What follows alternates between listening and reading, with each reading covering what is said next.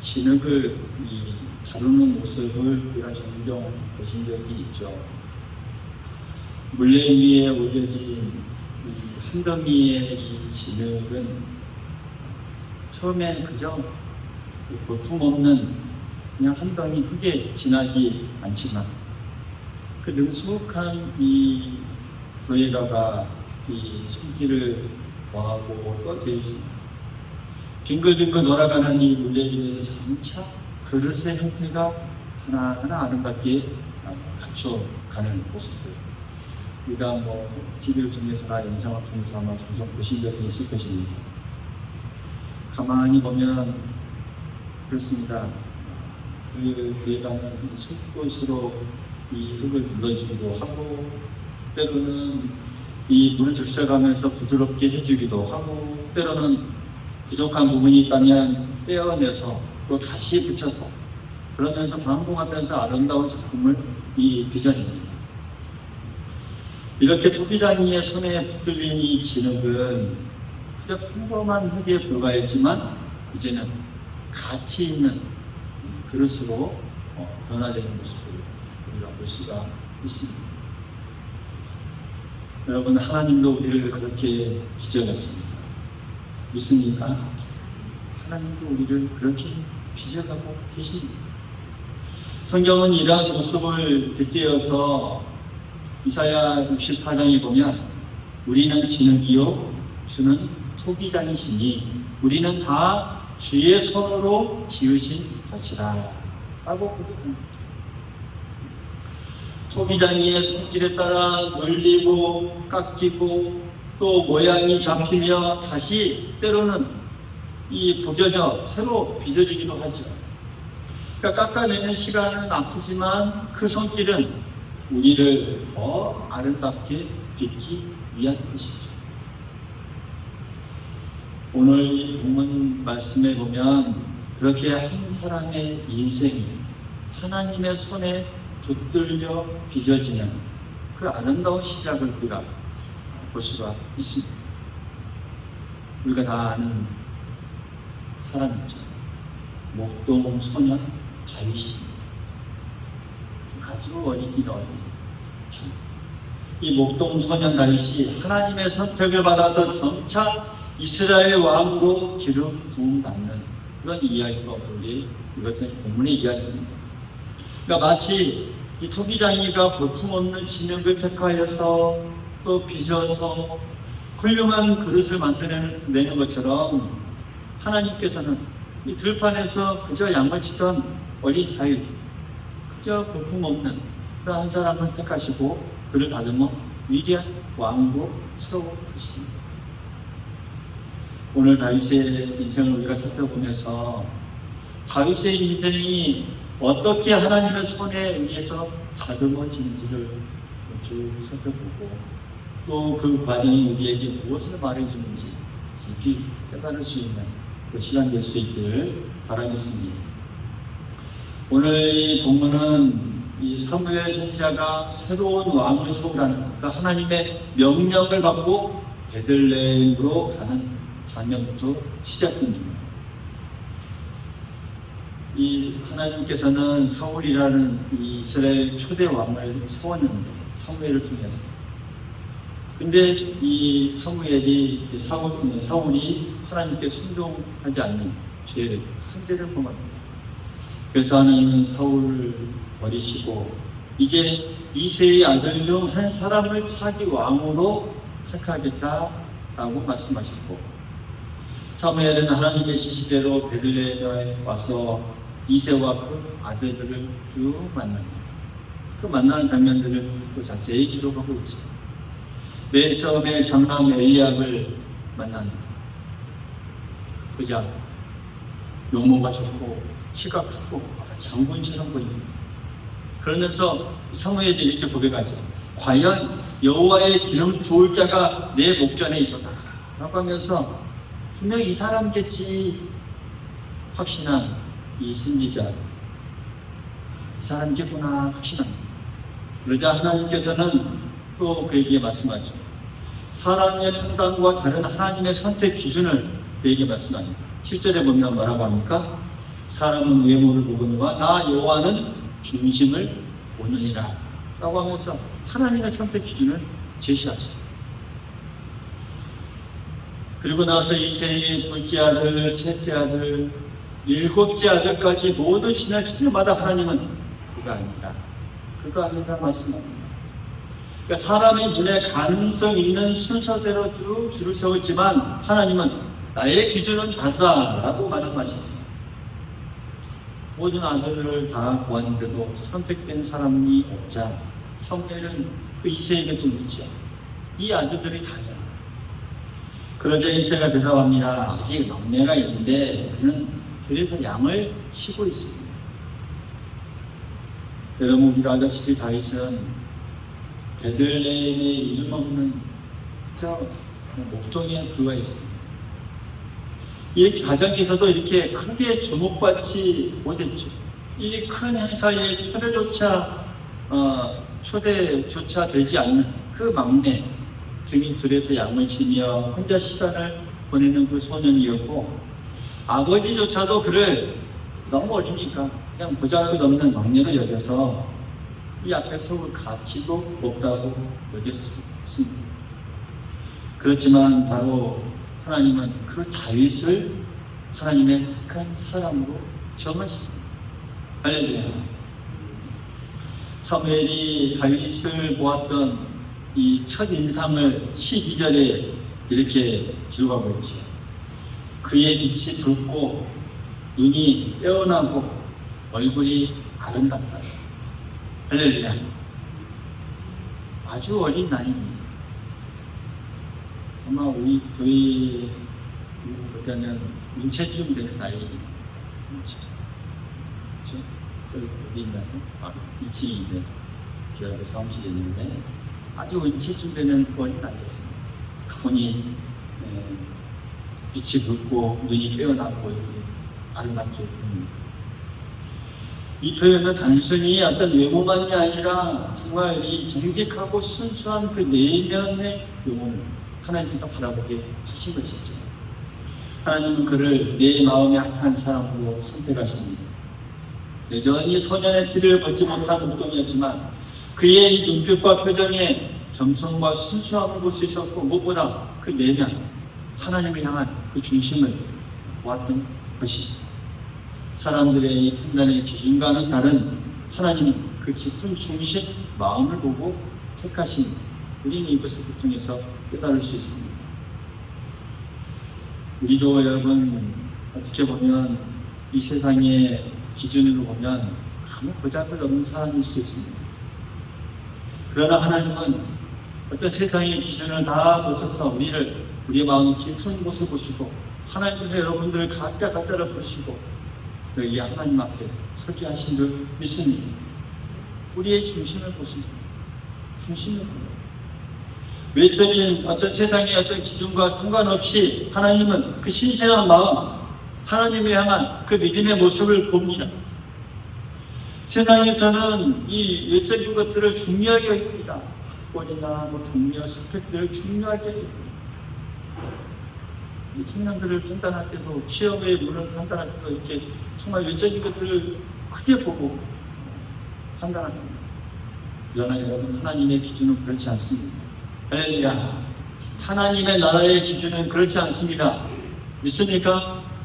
하나님께서 부르시는 기준은 그와 다릅니다. 그 모습보다 그 중심을 봅니다. 저희처럼 지금 작은 자리라 할지라도 중심이 그 하나님께 있으면 반드시 들어 쓰시는 분이 바로 하나님이십니다. 그래서 우리는 기억해야 합니다.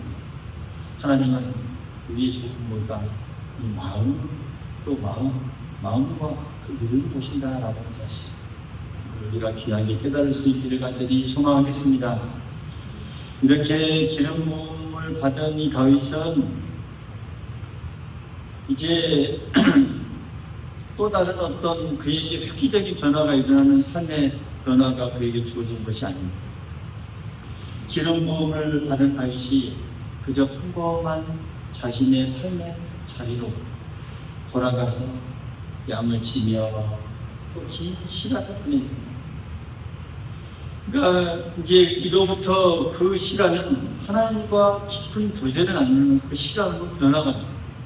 하나님 부르심을 받고 그의 인생은 이제 하나님과의 교제의 시간, 삶과 들에서 양을 지키며 때로는 맹수와 싸우며 그 양을 지키는 훈련을 통해서 그 용기 또 책임감을 그가 배우게 됩니다. 다윗의 목동 생활은 이제는 단순히 한 기다림이 아닌 하나님께서 사용하실 그 훈련의 이 장소로 그렇게 배웠던 것이죠. 그래서 우리가 잘 아는 시편 23편을 보면 그가 거기서 이 경험한 하나님의 은혜, 또 훈련의 시간에 또 하나님과 바라보았던 그 모습들을 이 목동의 경험을 바탕으로 하나님을 목자에 비유하면서 정말 하나님과의 친밀한 신뢰감을 나타내는 그 마음을 시편 23편에 우리에게 잘 보여주고 있죠. 이후 다윗은 사울 왕에게 이제 부름을 받죠. 사울 왕이 악령에 시달려서 매일 마음이 변민하면서 잠을 이루지 못하고 있자 한 신하가 이제 추천합니다.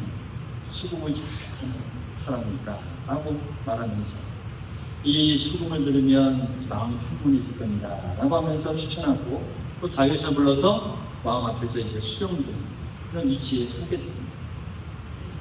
그런 다윗에게 이 하나님에 대한 이 믿음을 보여주는 아주 놀라운 사건이 일어나게 됐죠. 목동으로서 훈련받은 이 다윗의 어떻게 보면 이 믿음 또 담대함이 잘 드러나는 이 사건. 무슨 사건입니까? 골리앗과의 싸움이죠.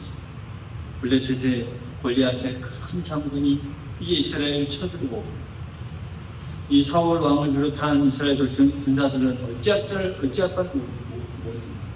지금으로 말하면 한 2m 가까이 되는 큰 등치입니다. 누구도 해볼 수 없습니다. 그런 전쟁의 베테랑도 아니고 목동에 불과한 평범한 소년이었지만 그 거대한 장수 앞에서 두려워하지 않고 담대히 나아갑니다. 전쟁은 여호와께 속한 것이라 하나님께서 분명히 이것을 이기게 해주실 것이다 라고 외치면서 나아갑니다. 그러면서 우리가 알다시피 쓰러뜨리죠. 물맷돌 이 돌멩이로 골리앗을 쓰러뜨린 그의 용기, 여러분 어디서부터 나왔을까요? 어디서부터? 하나님을 신뢰하는 그런 마음에서입니다. 할렐루야. 그가 목동 생활을 하면서 그가 경험했던 하나님을 향한 신뢰, 믿음, 또 담대함. 세상이 보기엔 이 작은 돌멩이에 불과하지만 하나님을 신뢰하는 자에게는 어떻다? 세상이 경험하지 못한 세상에 없는 이 능력과 담대함을 줄 수 있다라는 것을 이 사건을 통해서 우리에게 잘 보여주고 있죠. 그 이후에 이제는 사울을 대신해서 왕이 되었고 이스라엘의 큰 영광을 누리는 그 왕이 되게 됐죠. 여러분, 이 다윗 앞에는 이런 이 삶이 이어졌습니다. 여러분, 어떤 사람에게 있어서 이 큰 어려움 앞에 선 사람이 있습니다. 근데 어떤 사람은 이 하나님이 나와 함께 하신다면 이 어려움도 내가 두렵지 않다라고 고백하면서 담대히 나아가는 사람이 있는가 하면 그냥 고개를 숙이고 포기하는 사람도 있습니다. 사람들은 상황만 보고 또 두려워했지만 이 소년 다윗은 하나님을 바라보면서 담대히 나아갔습니다. 우리의 이 땅의 이 믿음의 싸움도 그렇지 않은가 생각이 듭니다. 우리가 이 상황, 우리의 삶은 이 믿음 안에서 싸우는 이 승리의 싸움이 되어야 할 줄 믿습니다. 그래서 여러분, 믿음은 어떤 문제의 크기가 아니라 하나님에 대한 신뢰에서 나온다라는 것. 다윗을 통해서 우리가 깨달을 수 있기를 간절히 소망하겠습니다. 다윗의 삶을 보면 이렇게 승리로만 채워져 있지는 않습니다. 우리가 잘 알다시피 이제 이런 큰 승리 이후에 이 다윗은 큰 시련을 겪게 됩니다. 큰 시련입니다. 사울 왕이 이제 질투하게 되죠. 이 큰 골리앗을 이기게 되고 싸움을 이기게 되자 사울 왕 이제 다윗을 점점 더 이제 질투하게 됩니다. 사람들이 사울은 천천히 다윗은 만만이다 라고 하면서 다윗을 칭송하면서 보면서 이 사울 왕이 질투하게 되자 이제 다윗은 피할 수밖에 없는 상황이 처해지게 됩니다. 죽이려고 했죠. 아마 다윗의 일생 중에 가장 큰 시련이었을 것입니다. 사울은 다윗을 죽이려고 쫓았고 다윗은 광야에서 숨어 지내야만 했습니다. 광야를 전전하면서 목숨을 부지해 때로는 다윗이 보낸 이 사울이 보낸 이 군사들 정면 앞에 서서 죽을 수밖에 없는 상황을 가까스로 또 피하는 그 상황이 이어졌고 때로는 또 동굴에 숨어서 지내야만 했던 그 시간들이 너무나 많았습니다. 한 번은 쫓기던 다윗이 엥게디 굴에서 숨어있을 때 이 사울이 직접 죽이려고 찾아오는 그런 시간이 있었습니다. 그때 사울을 맞이했고 사울을 죽일 수 있는 절호의 기회가 있었습니다. 그때 사무엘상 24장에 보면 다윗이 이렇게 고백하죠. 여호와의 기름 부음을 받은 자를 내가 치는 것은 여호와께서 금하신다 라고 고백하면서 그 기회를 거둡니다.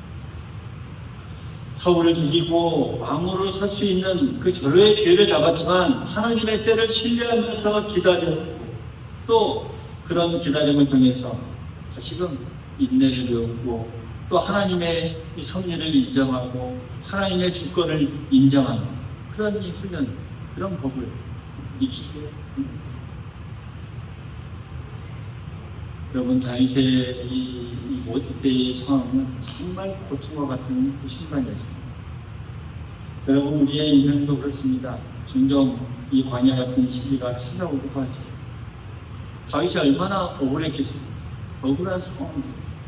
또 어떤 건강의 문제나 우리의 이 자녀 또 가족의 문제로 우리가 마음이 메마를 때도 분명하겠습니다.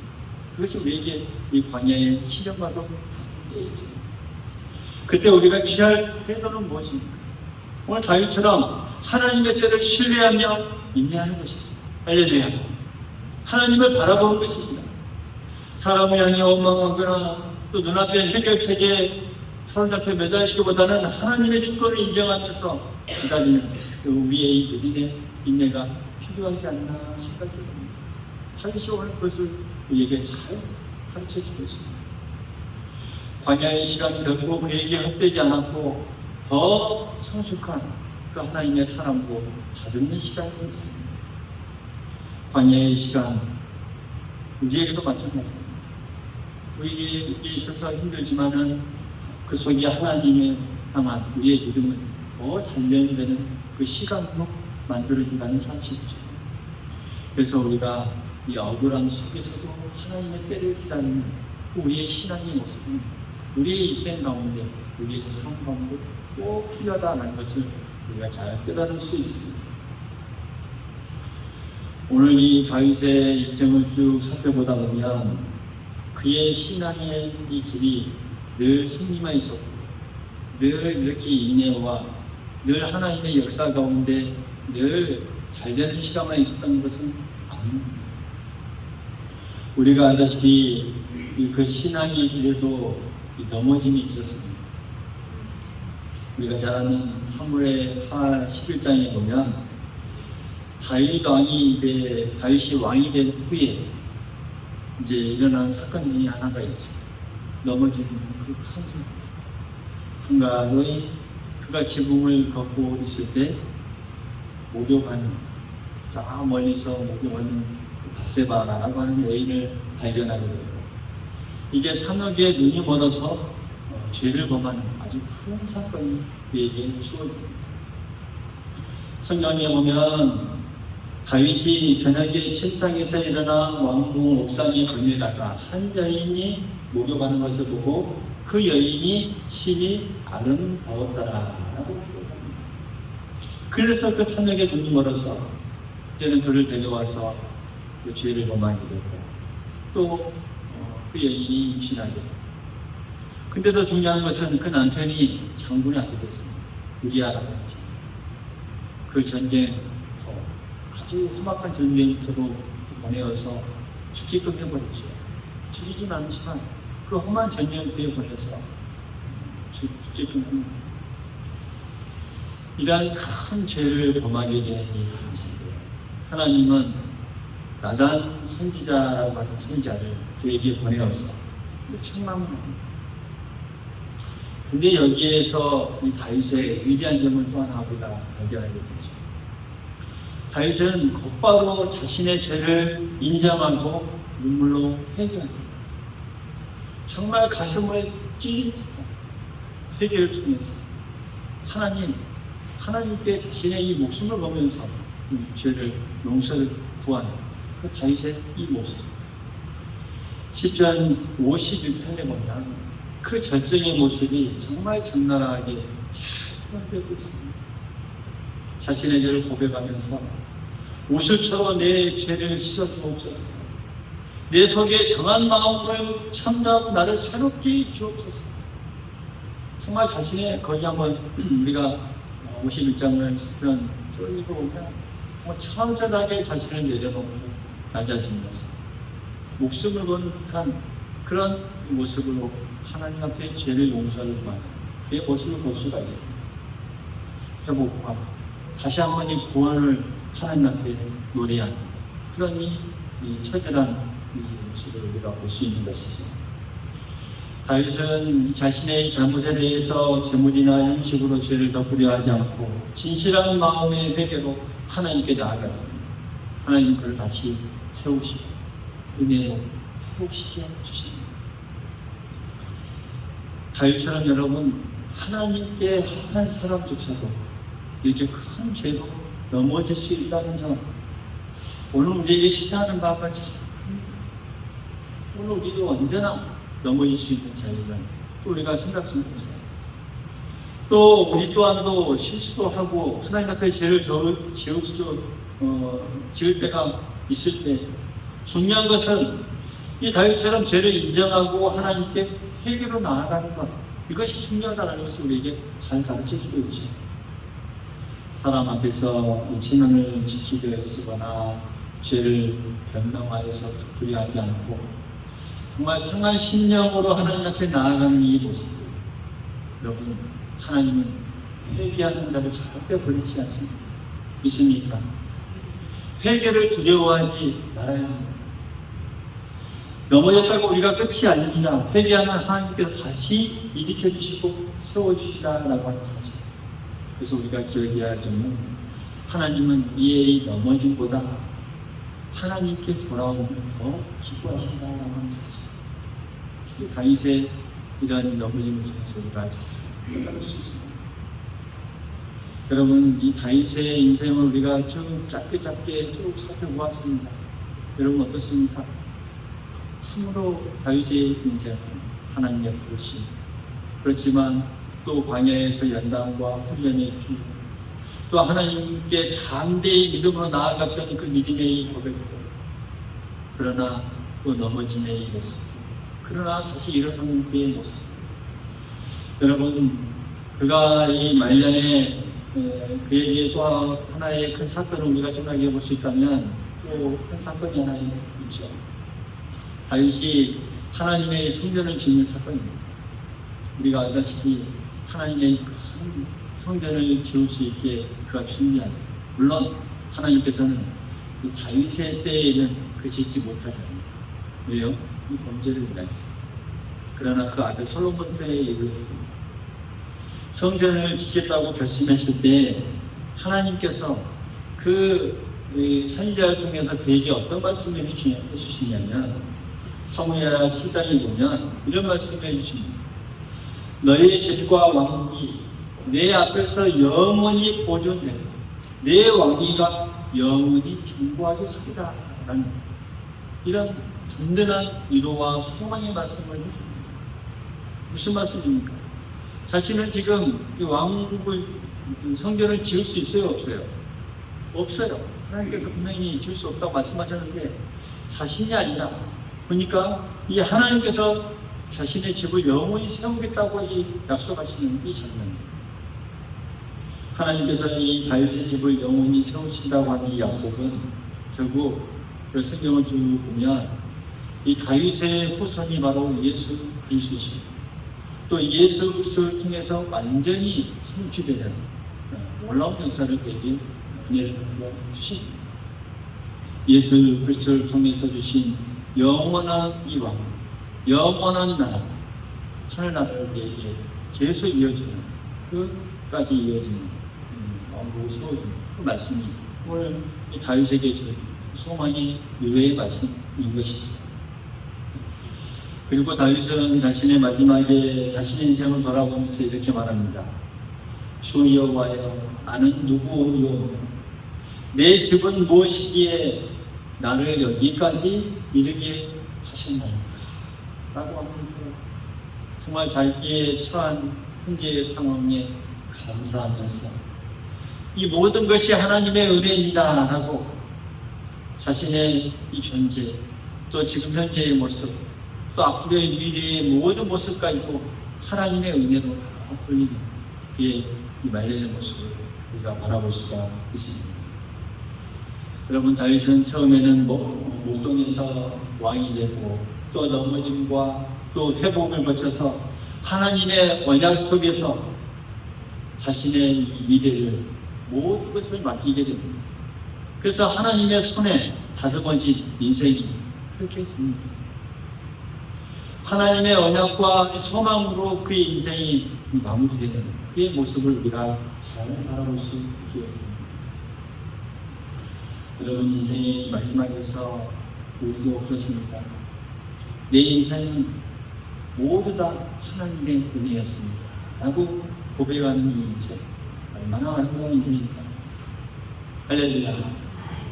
우리도 그렇게 인생을 고백했으면 좋겠습니다. 우리의 인생 모두가 다 하나님의 은혜였습니다. 다윗이 그렇게 고백했습니다. 하나님과 동행한 인생은 결국 이렇게 은혜로 마무리된다는 사실을 오늘 우리 다윗을 통해서 잘 깨닫게 해줍니다. 여러분, 신앙의 이 완성은 겸손과 감사로 이렇게 마무리되는 것입니다. 사랑하는 성도 여러분, 오늘 다윗의 일생을 우리가 따라가면서 짧게 정말 굵은 인생만 하나하나 짧게 살펴보았지만, 여러분, 그 인생을 우리가 어떻게 리더할 수 있습니까? 하나님께 다듬어진 그 인생이었다라고 우리가 결론을 내릴 수 있습니다. 여러분, 하나님께 다듬어진 그 인생의 의미를 우리가 다시 한번 살펴보았습니다. 그 인생에 정말 부르심도 있었고, 그의 이 영광스러운 모습도 있었고, 시련의 모습도 있었고, 넘어짐의 모습도 있었고, 또 회복과 또 하나님의 이 회개의 모습도 있었고, 그 가운데 언약과 이 소망이 이어졌습니다. 그는 완전하지는 않았지만 하나님께 향한 이 중심, 또 순종, 또 회개를 통해서 하나님께 늘 가까이 가서 노력했고, 하나님은 그의 인생을 사용하셨어요. 그 놀라운 그 역사의 구원의 역사를 이루는 그 모습을 우리가 바라볼 수가 있습니다. 그래서 여러분, 다윗의 일생은 하나님의 손에 다듬어진 인생이었습니다. 목동에서 왕이 되기까지의 영광과 신뢰, 회복과 또 모든 것을 거쳐서 하나님의 사랑으로 빚어져 갔던 그의 인생의 모습을 우리가 바라볼 수 있는 것이죠. 여러분, 우리의 인생도 하나님이 빚으시는 그 과정 중에 있는 줄 믿습니다. 오늘 우리의 인생 그렇게 빚을 갖고 있습니다. 80평생, 90평생을 넘어가고 있는 여러분의 인생들도 있습니다. 빚을 갖고 있습니다. 또 우리 남아있는 그 인생, 어떻게 우리가 하나님의 소망과 약속 가운데 붙들고 살아가야 할지. 때로는 우리의 돌과 같이 거칠고 또 흠이 많은 또 우리의 과정이었고, 그렇지만 하나님께서 우리를 다듬으시고 조각하시고 또 거룩한 그 손이 우리를 늘 매만지고 우리를 붙들어 주셨습니다.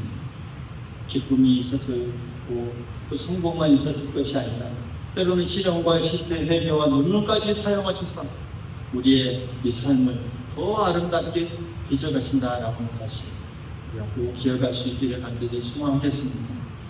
그러므로 우리가 늘 하나님을 바라보면서 이 땅의 이 삶을 더 힘차게 나아갈 수 있기를 간절히 소망하겠습니다. 두려워하는 것이 아니라 담대함을 가지고 나아갈 수 있기를 바라겠습니다. 혹 넘어졌다고 해서 우리가 두려워하지 않고 다시 회개하고 일어섭니다. 이 광야와 같은 시간이 지나고 있다면 더 하나님의 때를 기다리면서 우리가 신뢰하는 우리의 이 믿음의 모습을 가지고 하나님께서 우리의 인생을 어떻게 마무리하실지 우리가 기대하며 나아갈 수 있기를 간절히 소망하겠습니다. 그런 영원한 소망 안에서 하나님의 손에 다듬어지는 그 인생, 오늘 우리의 인생이 될 수 있기를 간절히 소망하겠습니다. 그런 모습을 기도하며 나아가면서 하나님께서 우리를 크게 사용해 주시고 더 아름답게 복되게 빚어주실 것을 믿고 그 믿음 안에서 순종하며 나아가는 우리 모두가 될 수 있기를 간절히 소망하겠습니다.